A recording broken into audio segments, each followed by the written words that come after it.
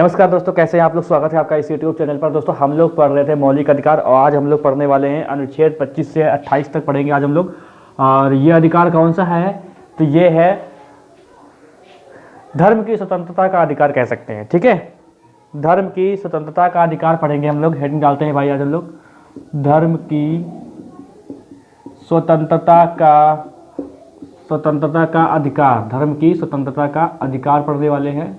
ये कहाँ से कहाँ तक है, ये 25 से 28 तक है भाई। ठीक है, 25 से 28 तक है। कल हम लोगों ने शोषण के विरुद्ध अधिकार पढ़ा था, आज हम लोग पढ़ने वाले हैं धर्म की स्वतंत्रता का अधिकार। देखिए ये 25 से 28 के बीच में है, ये भी एक इम्पॉर्टेंट है। इम्पॉर्टेंट क्या मतलब, मौलिक अधिकार तो इम्पॉर्टेंट होते ही हैं, हमें मौलिक अधिकार अच्छे से पता होना चाहिए। और दूसरी बात ये है कि ये सब्जेक्ट है, ये पॉलिटी, ये पूरा का पूरा बहुत इंपॉर्टेंट है, बहुत ही इंटरेस्टिंग है। जब आप इसको जान जाएंगे ना तो आपको लगेगा कि हाँ मुझे आता है। ठीक है, तो यह आप अपने आप से कह सकते हैं। तो क्या पढ़ेंगे हम लोग, धर्म की स्वतंत्रता का अधिकार। ठीक है, देखो क्या कहता है यहाँ पर 25 जो आर्टिकल है, यहाँ पर टोटल कितने आर्टिकल है, टोटल है 4, 25 और 28 और बीच में 26 27, यानी 4 आर्टिकल पढ़ने हैं हमको। तो कोशिश करते हैं कि आज जो है चारों पढ़ लेते हैं हम लोग। तो पहले हम लोग आते हैं 25(1) पर। 25(1) क्यों, क्योंकि 25 के अंतर्गत जो है वो 2 सब आर्टिकल है, 2 उपखंड हैं। 25(1) तो 25(1) क्या कहता है, अभी मैं लिखता हूँ फिर आपको मैं समझाता हूँ क्या है। देखो 25(1) क्या कहता है कि प्रत्येक व्यक्ति को क्या है, अंतःकरण की स्वतंत्रता, अंतःकरण की स्वतंत्रता। ठीक है, और अबाध रूप से धर्म की स्वतंत्रता, अबाध रूप से धर्म की स्वतंत्रता। ठीक है, और क्या है, और देखिए आचरण व प्रचार की स्वतंत्रता। अब देखो इसको समझना क्या है, अंतःकरण की स्वतंत्रता। जैसे कि आप एक मतलब आप व्यक्ति हैं, ये तो जाहिर सी बात आप व्यक्ति हैं, तो आपके जो अंतर यानी आपका जो मन करता है, आपका जो मन कह रहा है धर्म अपनाने का है, धर्म के प्रति आस्था रखने का, तो वो अंतःकरण मतलब मन की बात। तो इसकी आपको स्वतंत्रता है। अगर आपके अंदर कुछ धर्म को लेके कुछ चीज़ें चल रही हैं कि यार ये धर्म अपना लो या ये धर्म अपना लो, मतलब कोई भी आप अंतःकरण से धर्म की एक पूजा करते हैं, ठीक है, किसी धर्म में आस्था रखते हैं, तो ये आपकी स्वतंत्रता है। कोई आपसे कह नहीं सकता कि भैया आप ऐसा क्यों कर रहे हो, है ना। तो ये अंतःकरण हो गया। अबाध रूप से धर्म की स्वतंत्रता मतलब क्या है कि अगर आप किसी भी धर्म को मानने वाले हैं, तो आप बिल्कुल अपने आप को खोल के रख दीजिए। मतलब मैं इस धर्म को मानता हूँ। जैसे कि आए दिन क्या होता है कि जैसे कि योगी जी हैं, या हैदराबाद में निजाम है जो ओवैसी है, या नरेंद्र मोदी को ही रख लो, ठीक है, मोदी जी को रख लो। तो देखो ये खुल के बोलते हैं अपने धर्म के बारे में, खुल के। मतलब क्या हुआ कि ये धर्म जो है आपका, अगर जो भी धर्म है, तो इसमें कोई बाधा नहीं है। आप आराम से अपने धर्म के बारे में बोल सकते हैं। अपने धर्म को आप गर्व कर सकते हैं कि मैं इस धर्म का हूँ या मैं इस धर्म का मानने वाला हूँ, और मेरी ये जो है मान्यता है, मैं इतना पूजा करता हूँ, मैं इतना मानता हूँ, ये सब आप कह सकते हैं पब्लिक प्लेस में, कहीं पर भी किसी सामने कह सकते हैं। कोई आपसे ये नहीं कहने वाला। अब ऐसा भी नहीं है कि आप जाके कहीं पकड़ने लगे उल्टा सीधा कि कोई चल रही है मीटिंग, आप अपने धर्म के बारे में बोलने लगे, ऐसा नहीं। मतलब खुले आप अपने विचार, धर्म के लिए अपने विचार रख सकते हैं, अच्छे विचार, खराब नहीं, अच्छे विचार अपने रख सकते हैं। आप एक गर्व के तौर पे अपने आप को महसूस कर सकते हैं कि मैं इस धर्म को मानने वाला हूँ। कोई आपसे ये नहीं कह सकता कि भैया आप ये क्यों बोल रहे हो, तो ये बोल सकते हैं। धर्म की मतलब आबाद, मतलब धर्म अगर आप कोई मानते हैं तो आप पर कोई बाधा नहीं है, आप आबाद रूप से धर्म जो है आप स्वीकार कर सकते हैं और अपने विचार बोल सकते हैं खुला कि मैं मुस्लिम धर्म का हूँ तो मुझे इस्लाम पसंद है, मैं हिंदू धर्म का हूँ तो मुझे हिंदू पसंद है, मैं जो हिंदू धर्म पसंद है, मैं सिख हूँ, मैं ईसाई हूँ, ठीक है, मुझे ईसाई धर्म पसंद है। तो ये आप खुल के बोल सकते हैं, आप पर कोई दबाव नहीं होगा। दूसरी बात है कि आचरण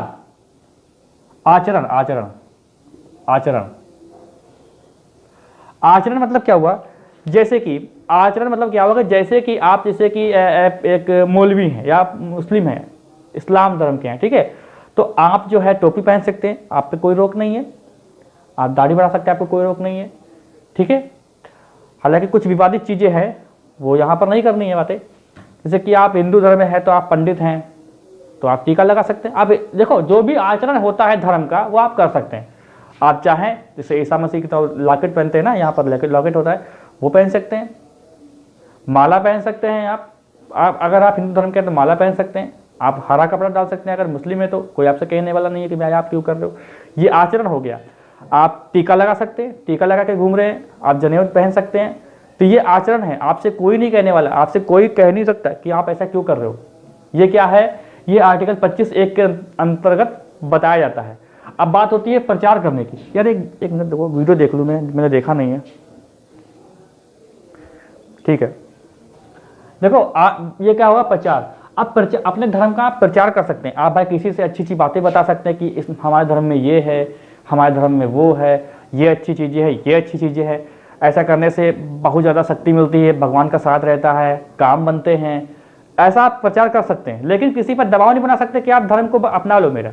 जैसे कि आप किसी को लालच दो कि हमारे धर्म में आ जाएंगे तो ऐसे धर्म में हमारी व्यवस्था है कि आपको नौकरी दे दी जाएगी, आपको इतनी ज़मीन दे दी जाएगी, तो ये नहीं कर सकते हैं। आप अपना प्रचार और अच्छे विचार व्यक्त कर सकते हैं सबके सामने कि हमारे धर्म में देखिए देवी देवता जो है सुन लेते हैं, या फिर ऐसे पूजा करेंगे तो आपका काम बन जाएगा, ठीक है, आपका जीवन जो है वो सफल हो जाएगा। ये सब बातें आप बता सकते हैं किसी को धर्म के प्रति कि हमारे अल्लाह जो हैं सुनते हैं, या हमारे ईसा मसीह जो है वो भी बहुत जल्दी सुनते हैं और बहुत ही शांति प्रदान करते हैं, बहुत अच्छा धर्म है हमारा।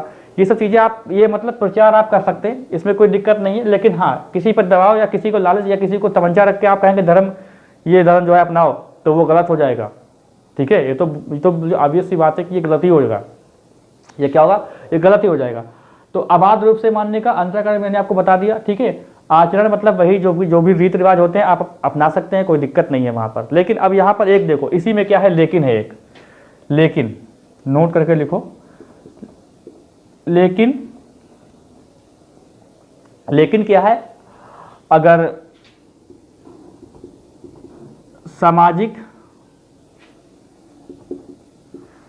लोक कल्याण, लेकिन सामाजिक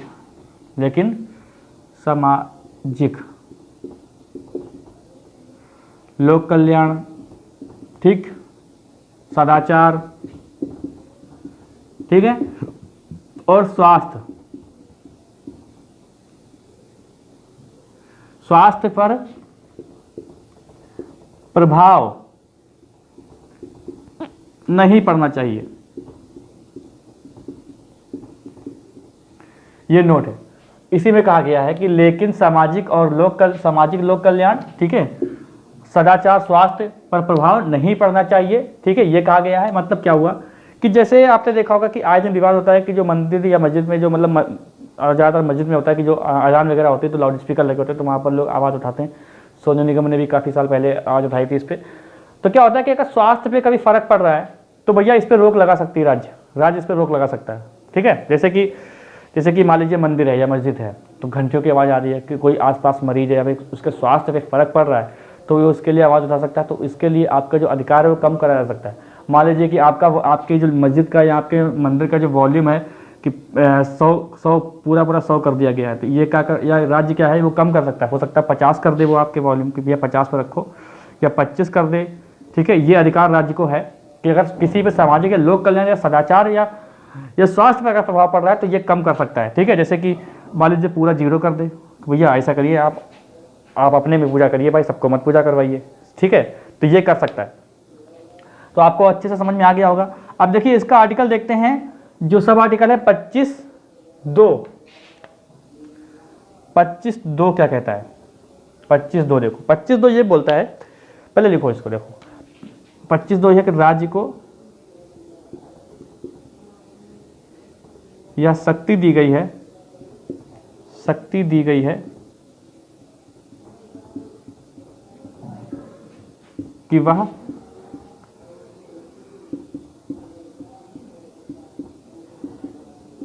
निम्न आधार पर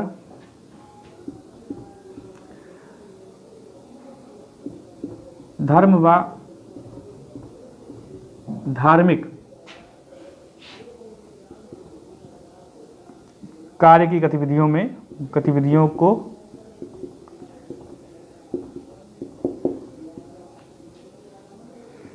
नियंत्रित व कम कर सकती है।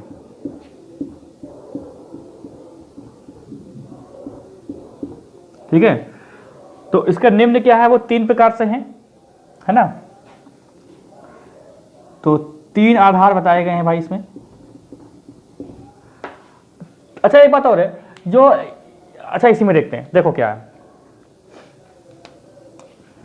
3 आधार। देखो अब यहां पर देखो कुछ लगेगी रोक। रोक क्या लगेगी, जैसे कि राज्य को यह शक्ति दी गई है कि वो कुछ आधार बताए गए हैं कि अगर इनके बीच में ये रोड़ा, मतलब इनके बीच में आते हैं, ये धर्म या धार्मिक मामले आते हैं, धर्म या धार्मिक मामले आते हैं, तो इन पे राज्य जो है वो नियंत्रित कर सकती है या कम कर सकती है या हटा सकती है। अब हटाने को तो नहीं हटाती है, लेकिन हाँ कम बहुत कर देती है। जैसे कि पहला पॉइंट देखो क्या है, पहला पॉइंट ये कहता है कि जैसे कि अगर सामाजिक कार्य हो, देखो सामाजिक हो, ठीक है, आर्थिक हो, राजनीतिक हो,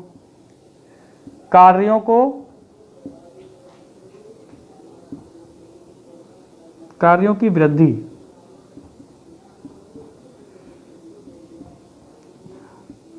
करने के लिए, ठीक है, करने के लिए तो क्या है, ये कम कर सकती है। आप आगे समझ लीजिएगा कि सामाजिक, आर्थिक और राजनीतिक मतलब क्या हुआ। जैसे कि ऐसा है ना, आप ऐसे समझो, जैसे कि आपका कोई गली या मोहल्ला है, वहां पर कुछ एक निर्माण कार्य, सामाजिक कार्य हो रहा है, तो क्या होता है कि वहां पर क्या होगा कि जैसे कोई मंदिर या मस्जिद आ गई बीच में, तो उसको हटा सकती है सरकार, राज्य उसको हटा सकता है। जैसे कि मान लीजिए एक बहुत बड़ा शहर है, वहाँ पे मेट्रो का काम चल रहा है, अब मेट्रो का काम है, पास किया गया भैया मेट्रो, अब वहीं से निकल सकती है वहाँ जहाँ बीच में मस्जिद है, तो उसको हटा सकता है राज्य। विवाद बहुत होगा, लेकिन हटाने का अधिकार है। हालांकि कहीं ना जब बिल्कुल रास्ता नहीं निकल, हालांकि रास्ता निकाल लेते हैं, आपने बहुत जगह देखा होगा, जो मतलब कहीं ना कहीं से मोड़ के कुछ ना कुछ रास्ते आ जाते हैं, या कहीं से जो ब्रिज होते हैं वो भी कहीं ना कहीं से जुगाड़ करके इंजीनियर्स होते हैं वो निकाल ही देते हैं। जब बिल्कुल ही बनता नहीं है, बिल्कुल भी बन ही नहीं रहा है कि मतलब ये सामाजिक कार्य में रोड़ा बना ही हुआ है, इसके बगैर काम ही नहीं हो रहा है, तो भैया उसको हटा सकती, चाहे वो मंदिर हो, ठीक है, चाहे वो मस्जिद हो, चाहे मज़ार हो, चाहे वो ईसाई जहाँ चर्च हो, चाहे गुरुद्वारा हो, ये हट सकते हैं। ये सुनने में थोड़ा अजीब लग रहा होगा, लेकिन ये है। ये किस में बताया गया है, ये अनुच्छेद 25 के सब आर्टिकल 2 में बताया गया है ये चीज़। समझ रहे हैं आप। जैसे कि मान लीजिए कोई पुल निकालना है और नीचे से मंदिर बीच में आ रहा है, और उसको अगर इंजीनियर्स ने, जैसे आपने देखा भी होगा, मैं क्या बताऊँ आपको, आपने देखा होगा कि जैसे कि यहाँ पे मंदिर था, तो एक हाईवे आया, हाईवे कैसे आ रहा है, यहाँ पर ऐसे, ये ऐसे आया, लेकिन यहाँ पर क्या कर देते हैं, यहाँ पर ऐसा हल्का सा कम ही कर देते हैं कि चलो भाई ठीक है हम नहीं हटाएंगे। आपने देखा होगा जैसे कि यहाँ पर मान लीजिए कोई मंदिर है या मस्जिद है, तो क्या कर देते हैं, या मज़ार ही है जो बहुत फेमस है, तो हाईवे मान लीजिए आ रहा है, तो हाईवे को, ये हाईवे चल रहा है यहाँ पर ऐसे, ठीक है, लेकिन क्या कर देते हैं कि आपकी मतलब जैसे कि आस्था के लिए, आस्था का बहुत ध्यान रखा जाता है, ठीक है, ये भारत देश ऐसा है ही, क्योंकि यहाँ पर क्या है कि देखो एक बात और बता दूं मेरे को, भारत का कोई विशेष धर्म नहीं है, यह बात ध्यान रखिएगा कि भारत में धर्म जो है ना के बराबर, धर्म मतलब धर्म निरपेक्ष, पंथ निरपेक्ष माना गया। तो मतलब क्या है कि यहाँ पर कोई विशेष धर्म नहीं है कि विशेष धर्म के लिए बढ़ावा दिया जाए, या संविधान में ऐसा किया गया हो कि भैया हिंदू के लिए बढ़ावा होगा या मुस्लिम धर्म के लिए बढ़ावा होगा, ऐसा बिल्कुल भी कहा नहीं गया है, बिल्कुल भी नहीं कहा गया। क्या है कि सभी धर्म संविधान में हमारे भारत में बराबर हैं, सबको बराबर का दर्जा मिला है और सबको बराबर के अधिकार मिले हैं, किसी को कम ज़्यादा नहीं है। ये अलग बात है कि यहाँ पर हाईवे निकल रहा था, तो यहाँ पर क्या हुआ कि जैसे कि यहाँ पर मंदिर था, ठीक है, तो यहाँ पर मंदिर था और यहाँ से ऐसे निकाल दिया, तो हल्का सा यहाँ पर कम कर दिया, यहाँ पे चौड़ा, जैसे मान लीजिए यार ये कितनी है, ये मान लीजिए कि 30 मीटर की लंबाई है, यहाँ पर 30 मीटर की चौड़ाई है, यहाँ पर भी 30 मीटर की चौड़ाई, तो यहाँ पर क्या कर दिया, यहाँ पर 25 कर दिया, 5 मीटर कम कर दिया, ठीक है, क्योंकि यहाँ पे मजाक थी और यहाँ पे ऐसा काम चल रहा था लोगों का, तो इसने सरकार ने या अभी जो इंजीनियर भी पास होता है टेंडर, तो उन्होंने कहा कि ठीक है भाई हम आपको दे देंगे, तो आप ये दे दिया, ठीक है। लेकिन चलिए मान लीजिए यहाँ पर मंदिर है, मस्जिद मान लीजिए, मस्जिद, ये मान लीजिए मस्जिद है, क्योंकि मस्जिद मान लीजिए ये मस्जिद यहाँ पे थी या मज़ार थी, तो क्या कर दिया गया भाई, इसको छोड़ दिया गया। लेकिन आगे चल के मान लीजिए 100 किलोमीटर पे आगे और जाके ये रास्ता पूरी 30 किलोमीटर की है। अब यहाँ पर क्या हुआ कि एक बहुत पुराने भाई देखो रास्ते का जब निर्माण होते हैं जब कभी, तो क्या होता है कि इसमें क्या होता है कि कभी कभी बीच से रास्ता निकालने पड़ते हैं ना, क्योंकि जब निर्माण ही हो रहा है तो कहीं से भी पास हो सकता है टेंडर, या कहीं से भी इंजीनियर जो है उसका डिजाइन बना सकते हैं। तो जैसे मान लीजिए कि यहाँ पर एक मंदिर पड़ गया तो भैया इसको हटाना पड़ेगा। अब यहाँ से तो काम चल नहीं सकता, यहाँ काम नहीं चल सकता, यहाँ काम चल नहीं सकता, तो भैया इसको भी हटाना पड़ जाएगा, क्योंकि यहाँ पर काम चलेगा क्योंकि किनारे था पहले से ही, तो हल्का सा 5 मीटर छोड़ दिया, भाई आस्था आपकी बनी रहेगी। लेकिन जब यहीं पे मंदिर बना है और यहीं पे हमको निकालना है कहीं से, और निकालने की बात नहीं हो पा रही है, तो तब अच्छा एक बात और है, अगर बहुत बड़ा मंदिर है, मतलब बहुत बड़ा मंदिर से बहुत बड़ी मस्जिद जो मतलब एक इतिहास बनी हुई है, तब तो भाई अलग बात है। लेकिन अब इसे कोई छोटा मोटा मंदिर होता है तो उसको हटा देते हैं, फिर यही है। तो ये किसके आर्टिकल के तहत होता है? ये 25(2) के तहत होता है। 26, अरे 26 लिख दिया क्या मैंने यहाँ पे? ओहो हो, कितनी बड़ी गलती कर दी। 25(2), ठीक है। तो 25(2) के तहत ये सब किया जाता है, समझ गए कि नहीं? मेट्रो निकल रही हो तब हटा देते हैं, उस पर विवाद बहुत होता है, लेकिन हटाना पड़ता है सामाजिक कार्य के लिए, ठीक है। तो आपको समझ में आ गया होगा। अगला पॉइंट देखो, अगला पॉइंट देखते हैं इसके लिए। आई होप आपको अच्छे से समझ में आया होगा। और दूसरा पॉइंट देखो क्या आता है। दूसरा पॉइंट आपसे ये कहता है कि जैसे सामाजिक सुधार, सामाजिक कल्याण और सामाजिक सुधार, सामाजिक सुधार हो या कल्याण हो, ठीक है, इसके लिए भी राज्य जो है नियंत्रण कर सकता है। अच्छा, लाइव क्लास चल रही होती तो वही बात आपको पता, बहुत लोगों ने कमेंट कर दिया तो सर आपने 26 की जगह 25 का 26 लिख दिया है। तो बहुत ही ध्यान देना पड़ता है, जब रिकॉर्डेड वीडियो हो ना तो बहुत ही ध्यान देना पड़ता है, बहुत ध्यान से देखना पड़ता है। कभी ऑनलाइन क्लास ऑफलाइन चल रही हो, कभी कोचिंग वगैरह में, तो वहाँ पर भी पता लग जाता है कि हाँ जैसे कि नहीं हुआ तो भाई कल बच्चे आएंगे, कल बता दिया जाएगा। अब यहाँ पर तो कोई भरोसा है नहीं कि आज कौन देख रहा है कल कौन देख रहा है, तो बड़ा ही कायदे से देखना पड़ता है, हर चीज़ बहुत ही अच्छे से तैयार करनी पड़ती है। इसमें काफ़ी मेहनत लगती है, रिकॉर्डेड वीडियो वाले में भी। लोग सोचते हैं कि लाइव क्लास में नहीं, इसमें भी काफ़ी मेहनत लगती है। लाइव में चलो ठीक है, लाइव में मुझे पता है कि चलो भाई 500 बच्चे का या 100 बच्चे देखते हैं रोज डेली, तो उनको कल जो है समझा दीजिएगा भैया ये गलती हो गई थी, ठीक है, इसको संभाल लीजिएगा। अब यहाँ पे तो कोई भरोसा नहीं कौन देख रहा है कौन नहीं देख रहा। अच्छा, अब यहाँ पर देखो क्या है, सामाजिक सुधार या सामाजिक कल्याण। ऐसा होता है कि जैसे कभी परेशानी हुई, सामाजिक कल्याण के लिए कुछ योजना बनाई जा रही है, तो वो क्या करती है, जैसे कि बहुत ज़्यादा पैसा आ गया मंदिरों पास या मस्जिदों पास संस्था में, तो वो राज्य क्या है इनको नियंत्रित कर सकती है, उनसे कह सकती है कि भैया सामाजिक सुधार में कुछ हमको देना पड़ेगा तुमको। मतलब साफ साफ ये है, घुमा फिरा के कहने की जरूरत नहीं है यहाँ पर। तो ये बात यहाँ पर कही गई है कि सामाजिक सुधार कल्याण के लिए, ये अगर कल्याण हो रहा है तो कल्याण के लिए राज्य सरकार कुछ धार्मिक जो आपके मामले हैं, ठीक है, वहाँ पर कुछ रोक या नियंत्रण कर सकती है सामाजिक सुधार और सामाजिक कल्याण के लिए, ठीक है। एक सेकंड, ठीक है। तीसरा पॉइंट देखो, तीसरा पॉइंट यह है कि हिंदू धर्म की सभी संस्थाओं को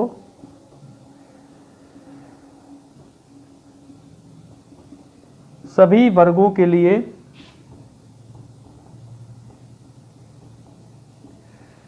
खोल सकती है, ठीक है, सभी वर्गों के लिए खोल सकती है। और एक बात देखो, हिंदू में यहां पर बतानी आपको बात है कि हिंदू में कौन कौन से आते हैं, हिंदू में कौन कौन लोग गिने जाते हैं ये जान लीजिए। हिंदू में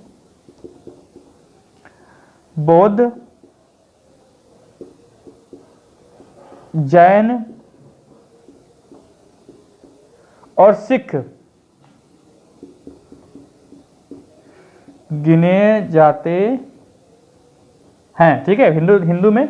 और देखो सिख में आपने देखा होगा कि जो कृपाण लगाते रहते हैं कमर में, आपने सरदारों को देखा होगा कि कृपाण लगाते हैं कमर में, तो ये उनको एक अनुमति दी गई है कि वो कृपाण रख सकते हैं या कृपाण लेकर चल सकते हैं। ये उनके धर्म की आस्था का एक अंग माना जाता है, इसलिए तो उनका कृपाण जो है, कृपाण को मना नहीं कर सकते हैं। तो कृपाण जो लगाते हैं ना वो माना गया है, तो उनके धर्म का यह अंग माना गया है सिख धर्म का, तो ये इसीलिए लगाते हैं, ठीक है। आगे देखते हैं, इसका स्क्रीनशॉट ले लो भाई। आर्टिकल 26 देखो क्या कहता है। अब देखो अभी क्या है, अभी ये व्यक्तियों की बात हो रही थी, व्यक्तियों मतलब सभी, ठीक है, विदेशी नागरिक चाहे भारतीय नागरिक, व्यक्ति। अब देखो जैसे कोई व्यक्ति संस्था बनाता है, यहां पर क्या है कि धार्मिक संस्थाओं की बात होने लगेगी, धार्मिक संस्थाओं की बात होगी। यहां पर हेडिंग डालो पहले 26, स्पेशल 26 नहीं, आर्टिकल 26। आर्टिकल 26 देखो क्या कहता है, यहां पर क्या है कि व्यक्तियों की संस्था की बात, ये व्यक्तियों द्वारा बनाए गए धार्मिक संस्थाओं की संरक्षण देगा और उसको जो है स्वतंत्रता दी जाएगी। यहां पर व्यक्तियों की बात नहीं हो जाएगी, यहां पर जो संस्थाएं बनती हैं धार्मिक, उनकी बात की जाएगी। ठीक है, यहां पर लिखो कि धार्मिक संस्थाओं का निर्माण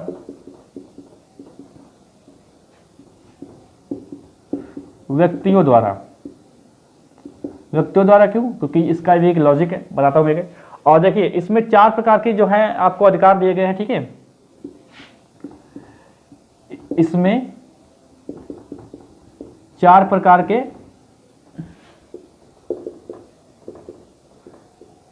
अधिकार हैं।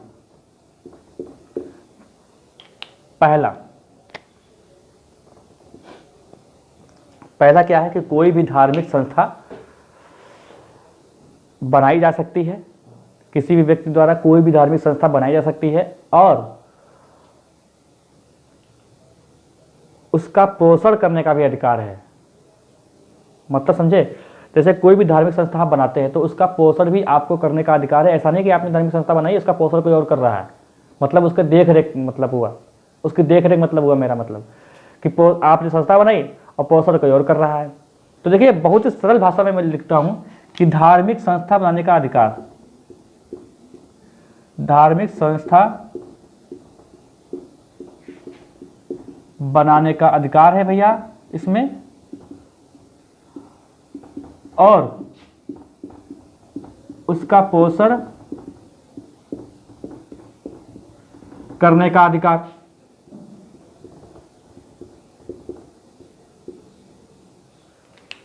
मार्कर यार चल नहीं रहा है।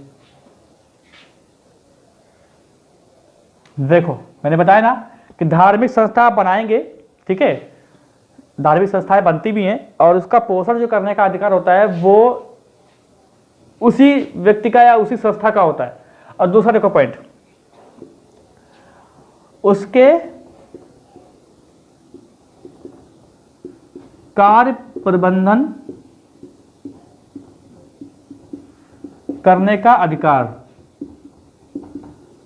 अब ये क्या हुआ, देखो उसके कार्य करने, यानी जो संस्था बनी है, ठीक है, जो धार्मिक संस्था जो जिस धार्मिक संस्था की स्थापना हुई है, तो उसके जो कार्य प्रबंधन है वो भी करने का अधिकार उस व्यक्ति को होगा। मतलब क्या हुआ, जैसे कि कोई ऐसी बात है कि भैया हमको आरती होनी है या पूजा नमाज होनी है, तो भैया ये जो संस्था बनाई गई है उसी के दिन होगा, और कोई हस्तक्षेप नहीं करेगा कि आप जैसे कि आरती का समय कितना हो रहा है, आरती का समय क्या है, या नमाज पढ़ने का समय क्या है, या जो चर्च वगैरह हो तो उसमें समय क्या है, ये सब संस्थाएं जो करेगा ना वो संस्था का ही संस्थापक करेगा। राज्य का हस्तक्षेप इसमें नहीं होगा। जो भी समय है, जो भी नियम कानून बनाएगी ना कि कैसे आना है मंदिर में या कैसे मस्जिद में आना, किस समय आना, क्या पहन के आना, ये सब नियम भी संस्था के द्वारा ही बनाए जाएंगे। तो ये हो गया कार्य प्रबंधन। तीसरा पॉइंट देखो, तीसरा पॉइंट ये कहता है कि चल और अचल संपत्ति का अर्जन। अगर देखो चल और अचल संपत्ति आती है तो उसका अर्जन करने का भी अधिकार किसको है, संस्था को ही होगा, धार्मिक संस्था को ही होगा, इस पे कोई और किसी का अधिकार नहीं होगा। ठीक है, इसलिए आप देखते होंगे कि जो है धार्मिक संस्था पर बहुत पैसा होता है, बहुत पैसा होता है, अरबों खरबों रुपए होता है।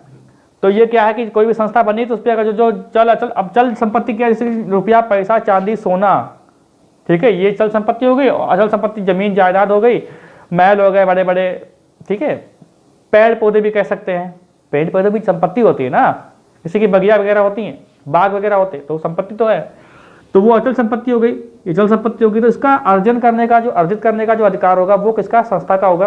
और दूसरी बात देखो क्या है कि संपत्ति को विधि के अनुसार खर्च करने का अधिकार। अब देखो ये क्या हुआ, विधि मतलब क्या, अब विधि मतलब कानून के हिसाब से खत्म करेंगे। ऐसा नहीं है कि आपके पास बहुत सारा पैसा आ गया तो आपने क्या किया, आपने जो है एक क्या बताऊँ मैं आपको, जैसे कि बोलना गलत हो जाएगा, ऐसा हो तो रहा है फिलहाल पाकिस्तान वगैरह में, है ना, आप समझ गए होंगे। तो विधि के द्वारा से क्या है कि पैसा आपके पास अच्छा आया है तो आप क्या कर सकते हैं, आप अपनी संस्था में पैसा लगा सकते हैं, ठीक, गरीबों में बांट सकते हैं, लोक कल्याण के लिए गरीबों में बांट सकते हैं, उनके लिए कपड़े खरीद सकते हैं, खाना दे सकते हैं उनको, ठीक है, ये विधि के अनुसार हो गया। और अगर आपकी संस्था है तो उसमें पैसा लगा के और भी बड़ी बना सकते हैं, उसमें बढ़िया बढ़िया पत्थर लगवा सकते हैं, बढ़िया बढ़िया मतलब बहुत ही खूबसूरत और भी खूबसूरत कर सकते हैं उसको, ये विधि के अनुसार हो गया। ऐसा नहीं है कि आपके पास पैसा आया तो आपने क्या किया, आपने बंदूकें खरीद ली किसी को मारने के लिए, आपने गोला बारूद खरीद के रखे हैं, है ना, या किसी को क्या बोलते हैं, डराने के लिए आप उसको इस्तेमाल कर रहे हैं, गलत कामों के लिए इस्तेमाल कर रहे हैं पैसा अपना, तो ये नहीं होगा। विधि के मतलब यही लगाया ना कि विधि मतलब क्या है कि आप जो भी काम करेंगे वो कानून के दायरे में रहकर करेंगे। पैसा ऐसा नहीं कि आपका पैसा आ गया तो आप कुछ भी करने लगे, आप कहीं पर भी पैसा लगा लगा के कुछ भी काम करवा रहे हैं, या कोई व्यक्तिगत पर्सनल अपने नाम की जमीनें खरीद रहा है अपने काम के लिए, वो भी नहीं होगा। ये संस्था के लिए, संस्था से ही रिलेटेड होगा। बाकी क्या हो सकता है कि आप सामाजिक कल्याण के लिए काम कर सकते हैं, ठीक है। आप देखो एक चीज़ और है, नोट देखो, नोट क्या कहता है, नोट तो बहुत कुछ कहते हैं, वो वाला नोट नहीं। देखो ऐसा है ना कि अगर संस्था संसद द्वारा बनाए गए अधिनियम द्वारा होती है, संसद के अधिनियम द्वारा स्थापित हो,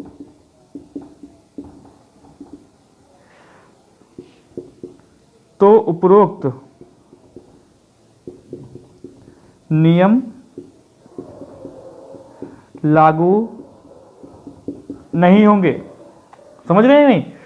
देखिए अभी क्या है, किसी व्यक्ति द्वारा संस्था स्थापित की गई है या कुछ व्यक्तियों द्वारा की गई होगी, कुछ व्यक्तियों द्वारा, लेकिन अगर संसद कोई अधिनियम पास करती है, उसके द्वारा कोई राज्य में कोई संस्था स्थापित की जाती है, तब भैया ये सारे जो नियम है ये नहीं लगेंगे, ये ध्यान रखिएगा, ये नियम नहीं लगेंगे।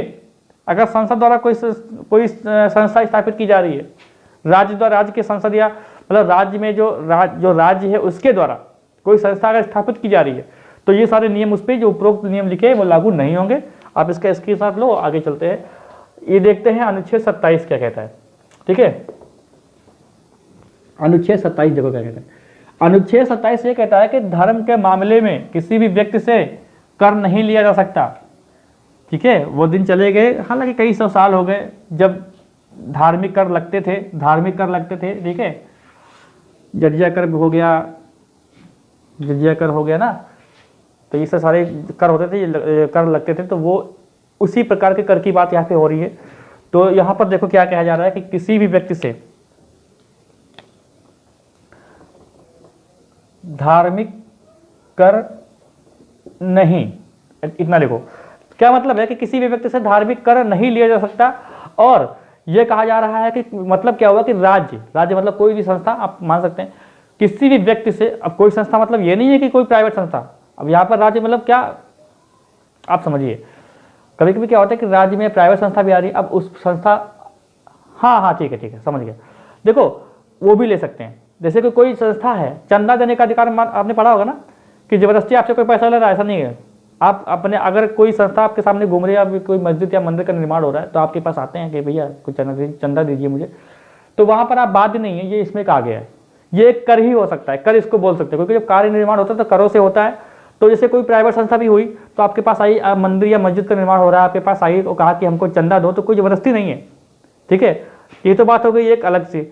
यहाँ पर क्या है कि कोई भी राज्य है तो कोई भी आपसे ऐसा कोई कर नहीं ले सकता जो किसी विशेष धर्म को बढ़ावे के लिए इस्तेमाल किया जाना हो, या हिंदू हो या मुस्लिम हो या सिख हो या ईसाई हो, ऐसा कोई कर आप पे नहीं लगेगा कि भैया हमें कर चाहिए इतना परसेंट, ये धार्मिक कर है, हमें हिंदू धर्म बढ़ाना है, हमें मुस्लिम धर्म बढ़ाना है, हमें ईसाई धर्म को बढ़ाना है, आगे ले जाना है, तो ये नहीं हो सकता है ना।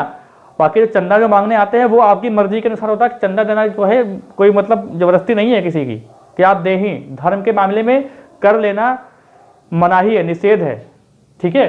समझ गए कि नहीं? तो राज्य भी जो है ऐसे व्यक्तियों से कोई भी ऐसा कर नहीं ले सकता जो विशेष धर्म को बढ़ावे के लिए इस्तेमाल किया जाना हो। लेकिन आपने ये देखा होगा कि कुछ जगह जो बड़े बड़े मंदिर हैं या ऐसी जगह हैं जहाँ पर पैसा लेते हैं, तो ये बात ध्यान रखना कि वो कर नहीं होता है, वो शुल्क होता है। कर और शुल्क में अंतर होता है, ठीक है? फीस और टैक्स में अंतर तो आप जानते ही होंगे भाई। इतना सारी व्यवस्था दी गई है आपको, इतनी सुविधाएं दी गई, तो उसका कुछ तो चार्ज लेंगे वो, तो वो कर नहीं होगा। वो क्या होगा? वो होगा आपका शुल्क, जो भी 51 रुपये हो या भी 50-100 रुपये जो भी रखता हो। ताजमहल अगर घूमने जाते हैं तो वहाँ पर शुल्क लगता है, तो इतनी सारी सुविधाएं दी गई हैं आपको, तो वो शुल्क माना जाएगा, ठीक है? वो कर में नहीं आता, ये ध्यान रखिएगा। तो इतनी सारी बातें आपको यहाँ समझ में आ गई होंगी। तो आपको ये अधिकार मिल गया होगा कि भैया कोई आपसे चंदा मांगने आया किसी चीज़ को लेकर, तो आप पर कोई दबाव नहीं है, आप पर कोई ज़बरदस्ती नहीं है बताना कि भैया 26 में से बताया गया है, 26 में बताया गया। अरे मैं क्या लिख रहा हूँ 27, ओहो गलती पे गलती हो रही है। अच्छा पहले लिखा था ये सर 26, मैंने मिटाया नहीं, 27। अब देखो आर्टिकल 28 क्या कहता है। आर्टिकल 28 में जो है वो 3 क्लॉज हैं। आर्टिकल 28 में कितने? 3 क्लॉज हैं। तो देखो आर्टिकल 28 क्या कहता है, जैसे कोई भी जो शिक्षा संस्थाएं होती हैं, तो कुछ शिक्षा संस्थाओं में धार्मिक मामलों में उपस्थित होने से कुछ रियायत मिलती है, ठीक है? अभी देखो मैं समझाता हूं आपको। ऐसा है, क्या लिखोगे, क्या लिखना है यहाँ पर यार? 1 मिनट रुको, वीडियो देखें चलता है, याद आ जाती है बीच बीच में। नया फ़ोन लेने की फिराक में हूँ, लेकिन फिर वही बात है कि मिलना तो कुछ है नहीं यार। थोड़ा सा वही है, अफसोस होता है कि थोड़ा सा लेने के तो ले लिया जाए पैसा जोड़ जाड़ के, लेकिन यही है कि अपने काम के लिए कोई चीज़ लो तो कोई देखने लो तो है नहीं वीडियो को, तो फिर क्या करा जाए, है ना? क्योंकि सामने वाला मोबाइल अब ख़राब हो चुका है, पूरी तरीके से हैंग होता है। अब 2 GB रैम है, 2 साल का मोबाइल हो गया, 2-2.5 साल होने वाले हैं। अब 2 GB रैम का कोई मोबाइल मायने रखता है? आजकल 4-4, 8-8 GB के फ़ोन आ चुके हैं। देखो तो लेने को तो देख ले हो सकता है अगर काम चलता है, तो जब काम चलता नहीं तो फिर लेने से फ़ायदा कुछ है नहीं। आर्टिकल 28 तो क्या कहता है? कुछ धार्मिक शिक्षण संस्थाओं में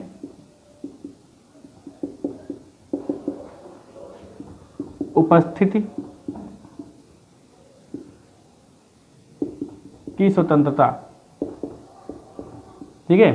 देखो इसमें 3 क्लॉज हैं, पढ़ेंगे हम लोग बारी बारी से। 28 का 1 देखो, ये क्या कहता है? ये कहता है कि राजकीय विद्यालयों में, राजकीय शिक्षा संस्थाओं में धर्म की या धार्मिक शिक्षा नहीं दी जाएगी, ये बोलता है, ठीक है? ये कहता है। तो राजकीय शिक्षण संस्थाओं में धर्म की या धार्मिक शिक्षा नहीं दी जाएगी, ठीक है? मतलब कोई भी राज्य की शिक्षण संस्थान हो, वहां पर आप देखे होंगे कि आपको जो है हाँ, वहां पर कभी भी धार्मिक शिक्षा नहीं होती है, क्योंकि कोई विशेष धर्म की पढ़ाई चल रही हो। भाषा एक अलग चीज होती है कि उर्दू भाषा ले लिया, इंग्लिश भाषा ले लिया, हिंदी ले लिया, वो अलग चीज है। लेकिन एक धार्मिक शिक्षा नहीं पढ़ाई जाएगी राजकीय विद्यालयों में। ये कहाँ कहा गया है? ये अनुच्छेद 28 फर्स्ट में कहा गया है। यही देखो इसका अपवाद 28(2) में क्या कहा गया? 28(2) में ये कहा गया है कि ऐसे शिक्षण संस्थान ऐसे शिक्षण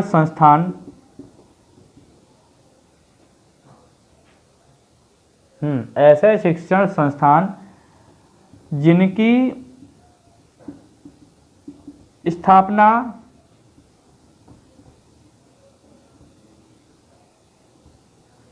जिनकी स्थापना का आधार ही धार्मिक शिक्षा है,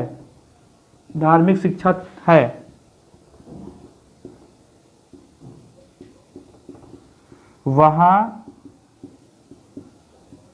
धार्मिक शिक्षा दी जा सकती है। देखो ऐसे शिक्षा संस्थान जिनकी स्थापना का आधार ही धार्मिक शिक्षा था या शिक्षा है, तो वहां पर धार्मिक शिक्षा दी जाएगी। और अब ये बात है राज्य की, मतलब ये कौन है, संस्था राज्य चला रहा है, ठीक है। तो जैसे कि आपने देखा होगा मठ है, गुरुकुल है, मदरसा है, और जैसे ये नहीं है मेरे अलीगढ़ यूनिवर्सिटी, उसकी बात हो रही है। तो वहाँ पर क्या है कि ये धार्मिक शिक्षा के लिए ही ये संस्थान बनाए गए थे, तो वहाँ पर धार्मिक शिक्षा दी जा सकती है। लेकिन ऐसा नहीं है कि विशेष धर्म के ही एडमिशन होंगे वहाँ पर, कोई भी जाकर कोई भी एडमिशन ले सकता है, कोई पढ़ सकता है। लेकिन अलग बात, जाते नहीं हैं लोग अन्य धर्म के। लेकिन भाई AMU में यानी अलीगढ़ मुस्लिम यूनिवर्सिटी में आप देखते हैं सभी धर्मों के लोग हैं, और ये कोई अनिवार्य सब्जेक्ट नहीं है कि धार्मिक शिक्षा का कोई जो है एक कंपल्सरी सब्जेक्ट हो, कंपल्सरी सब्जेक्ट नहीं होता है, ठीक है, कि लेना ही लेना पड़ेगा। जैसे कि मान लीजिए कि आपको यूपी बोर्ड में क्या है कि हिंदी पढ़नी ही पड़ती है शायद, यहाँ अब पता नहीं, बहुत पहले की बात थी, अब तो पता नहीं, याद नहीं आ रहा, लेकिन हिंदी कंपल्सरी होती है ना, हिंदी तो आपको लेना ही लेना है। अगर आप फिजिक्स केमिस्ट्री बायो से है तो आपको अंग्रेजी भी लेनी ही पड़ेगी, ऐसा कुछ है सिस्टम। तो ये अनिवार्य शिक्षा नहीं होती है कि आप अगर इनमें एडमिशन लेंगे जाके AMU में तो आपको धार्मिक शिक्षा का सब्जेक्ट लेना ही पड़ेगा, ये कोई जरूरी नहीं है, कतई जरूरी नहीं है ये कि आपको लेना ही पड़ेगा। तो क्या है कि यहाँ पर क्या है कि बस लिख लो पॉइंट, धार्मिक शिक्षा अनिवार्य विषय नहीं होगा, अनिवार्य विषय नहीं होगा, ठीक है, अनिवार्य विषय नहीं है ये, क्योंकि भाई किसी को पढ़ना किसी को नहीं पढ़ना है। लेकिन हाँ, स्थापना इसकी एक धार्मिक मामले के, धार्मिक मानकों के आधार पर ही हुई थी, तो इसीलिए वहाँ पर शिक्षा, वहाँ पर धार्मिक शिक्षा दी जा सकती है। लेकिन यह कहो कि कोई मतलब है आपको जो है कि अनिवार्य ही करना पड़ेगा, तो अनिवार्यता नहीं है इसमें, समझ गए कि नहीं। अब अगला देखते हैं 28(3). 28(3) देखो क्या कहता है, जैसे कोई मतलब जैसे कोई धार्मिक संस्थान है, तो वहाँ पर क्या हुआ कि कोई ऐसी चीज़ है जो अनिवार्य विषय की बात हो गई, या कोई उपासना का विषय है, कोई धर्म का मामला है, तो वहाँ पर जो उपस्थिति है वो दर्ज कराने के लिए आपको कोई बाध्य नहीं कर सकता, ठीक है, वो दर्ज कराने के लिए आपको कोई बाध्य नहीं कर सकता है। जैसे एक मिनट को इंक डालनी है यार इसमें, थोड़ी 1 सेकंड को भाई, इस डाल लिया जाए।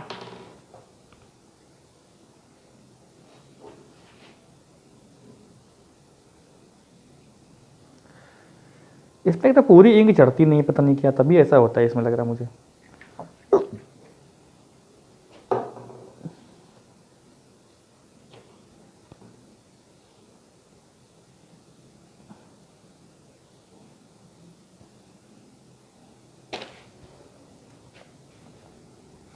ठीक है, देखो ऐसे शिक्षा संस्थान जहां पर धार्मिक शिक्षा दी जा रही है, तो वहां पर क्या है कि अनुपस्थित की अनिवार्यता नहीं है,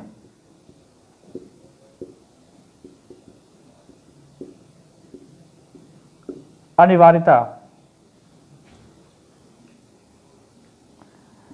की बाध्यता नहीं है, बाध्यता नहीं। देखो क्या कह रहा है ये, इसका मतलब ये है जैसे कि कोई भी जैसे कि कोई त्यौहार है, तीज त्यौहार है कोई शिक्षा संस्थान में, तो अच्छा ये वाला जो है, ये वाला धार्मिक शिक्षा संस्थान, ये इसमें लिखो, ठीक है, ये इसमें लिखो, ये ठीक है, ये जो मैंने जो ऊपर लिखा है वो इसमें लिखना चाहिए, ठीक है, इसमें आएगा वो, अनुपस्थित की अनिवार्यता की बाध्यता नहीं है, या उपस्थित क्या लिख रहा हूँ मैं आज यार, उपस्थिति की बाध्यता नहीं है। देखो मतलब क्या कह रहा है कि जैसे कि आपके पास सब्जेक्ट मान लीजिए है, कोई ऐसा धार्मिक सब्जेक्ट है, तो उसको आप लें या ना लें ये आपके ऊपर है। और दूसरी बात, जैसे कभी त्यौहार, तीज त्यौहार, जैसे मान लीजिए कोई मुहर्रम हुआ या ईद हुआ, तो वहाँ पर अगर कोई आयोजन हो रहा है तो आपकी अनिवार्यता, आपको कोई ज़रूरी नहीं है कि आप वहाँ पर उपस्थित हो, आपका मन है, आपका मन हो जाए चाहे ना जाए, कोई ज़रूरी नहीं है। और अगर देखिए कोई अगर ऐसी शिक्षा संस्थान है जहाँ पर जो, देखो यहाँ पर क्या है कि जो राज्य द्वारा पोषित है, यहाँ पर ये चीज लिख लो, राज्य द्वारा पोषित की बात हो रही है यहाँ पर, राज्य द्वारा, जिससे जो राज्य चला रही है, जो राज्य चला रही है ना संस्था, उसकी बात हो रही है यहाँ पर, यह ठीक है, राज्य द्वारा, यहाँ पर क्या है कि राज्य की है ना, तो राज्य द्वारा पोषित ऐसी संस्थान होती हैं जहाँ पर जिनका आधार जो है धार्मिक ही है, तो वहाँ पर धार्मिक शिक्षा दी जा सकती है। और इसमें क्या है कि उपस्थिति की अनिवार्यता की बाध्यता नहीं है कि उपस्थित आपको होना ही होना है। और अगर कोई नाबालिग है तो उसके माता पिता से ये एक राय ली जाएगी, उसके माता पिता से अनुमति ली जाएगी कि वो अपने बच्चों को भेजना चाहते हैं कि नहीं भेजना चाहते हैं इस समारोह में, इस उत्सव में, या आप ये वाला सब्जेक्ट पढ़ाएंगे कि नहीं पढ़ाएंगे, जो धर्म का जो मामला है, ठीक है। तो ये आपका पूरा होता है आज धर्म की स्वतंत्रता, है ना। तो मेरी कोशिश अच्छी रही है कि आपको समझ में अच्छा सा आए, और कृपया यार वीडियो को देखा करो, पूरा देखा करो, चैनल को सब्सक्राइब कर लिया करो, नहीं किया है रोज़ ना किया करो, एक ही बार होता है, ठीक है। लाल वाले को काला कर दो, हाँ लाल वाले को काला किया जाता है। बेल आइकन दबा दो, लाइक का बटन दबा दिया करो, लाइक कर दिया करो रोज़। और चैनल पे जो लोग नए सब्सक्राइब कर लो, ठीक बोल ही दिया। और क्या बोलना होता है, हाँ वीडियो को शेयर कर दिया करो यार, वीडियो को शेयर क्यों नहीं करते हो। और कभी भी वीडियो मेरा जो है ऑफलाइन में मत देखना, ऑनलाइन ही देखा करो, शेयर किया करो, लोगों तक पहुंचाओ। बहुत सारे वीडियो हो गए यार, 22वां या 23वां लेक्चर होगा ये पॉलिटी का, वो भी कोई भी वीडियो सही से चला नहीं है। कोई क्या 700 के आसपास, नहीं 750 वीडियो हो गए, कोई नहीं चला वीडियो। ये तो मेरी एक क्षमता है जो मैं काम कर रहा हूँ, और कोई होता तो पागल हो जाता अभी तक। चलिए मिलते हैं अगली क्लास में। कोई डाउट अगर होता है तो आप लोग पूछ सकते हैं, मैं उसका रिप्लाई करूँगा, नहीं तो उसका अगली क्लास में डिस्कस कर दूँगा।